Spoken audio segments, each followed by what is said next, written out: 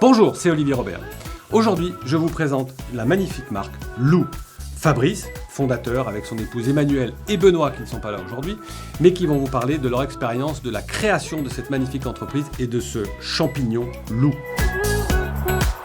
Je suis Fabrice, un des fondateurs des champignons Lou.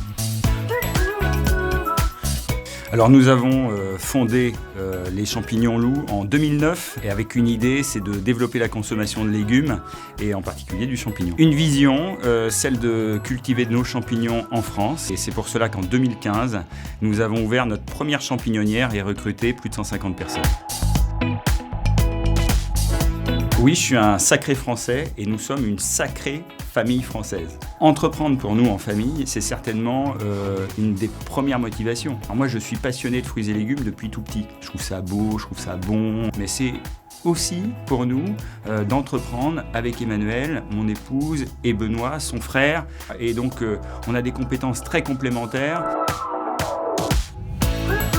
Moi, je pense qu'on est bio, on est bon et on est vrai. Nous sommes une vraie famille française qui cultivons du champignon sans traitement chimique, sans aucun pesticide. Et ça, c'est ce qui est vrai. C'est pour nous la possibilité d'aller toucher le consommateur dans des magasins spécialisés en agriculture biologique. Mais c'est avant tout un parti pris. Le parti pris, comme je disais tout à l'heure, c'est de cultiver un champignon sain.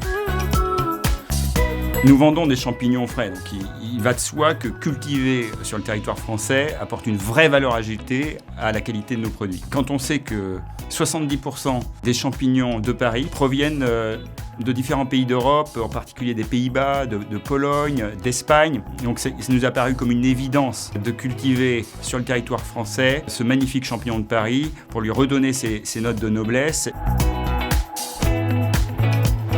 Eh bien, le premier avantage que nos consommateurs peuvent avoir en croquant dans nos champignons, c'est d'abord le goût. C'est beaucoup de plaisir.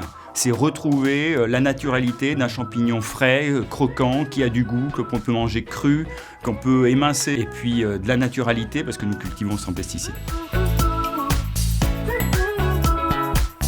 Je ne crois pas que ça soit plus compliqué d'entreprendre, de cultiver des champignons en France. C'est d'abord une question de volonté et de prendre en compte les spécificités françaises. On doit réellement avoir une démarche marketing qui consiste à comprendre l'environnement français, à comprendre nos collaborateurs et à le prendre en compte dans nos process, dans notre façon de gérer l'entreprise au quotidien.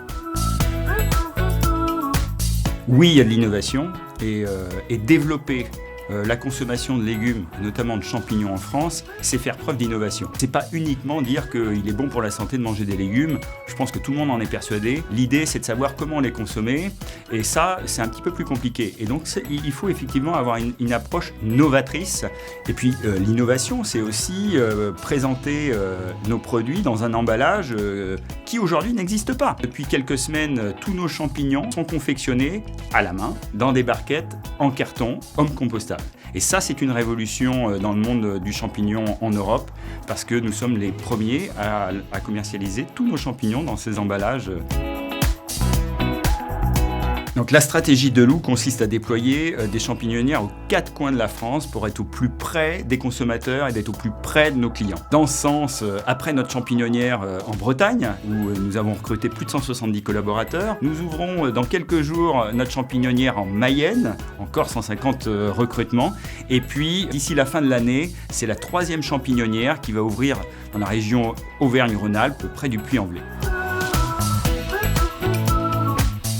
En fait, l'association Demain la Terre, elle œuvre autour du développement durable, mais sur un spectre très large. Bien évidemment, autour de la biodiversité, de notre impact sur l'environnement, mais aussi sur les valeurs beaucoup plus sociales et sociétales. Et ça nous intéresse énormément. Aujourd'hui, nos collaborateurs sont en emploi durable chez nous et ils sont importants. Toutes les barquettes de champignons Lou que vous trouvez sur les étals, elles ont été confectionnées à la main. Cette approche sociale est très, très, très importante pour faire vivre une entreprise comme la nôtre.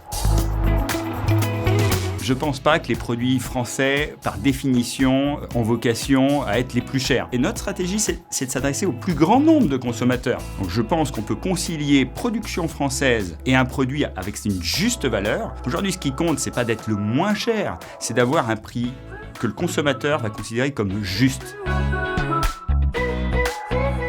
Alors, il y a quelques années, quand on a expliqué à nos amis, aux banques, d'une manière générale à notre entourage que notre stratégie consistait à investir sur le territoire français, on nous a dit « Oh là là, attention, en France, tu n'arriveras pas à recruter, la main-d'œuvre va être très chère, tes coûts de production vont être gigantesques, non, ça ne marchera jamais. » En fait, on s'aperçoit que si c'est possible. Alors, c'est cavalier, il faut se battre, bien évidemment, tous les jours. L'avantage, c'est que comme il y a beaucoup de monde dans notre champignonnière, on ne se bat pas tout seul, on se bat avec tous nos collaborateurs.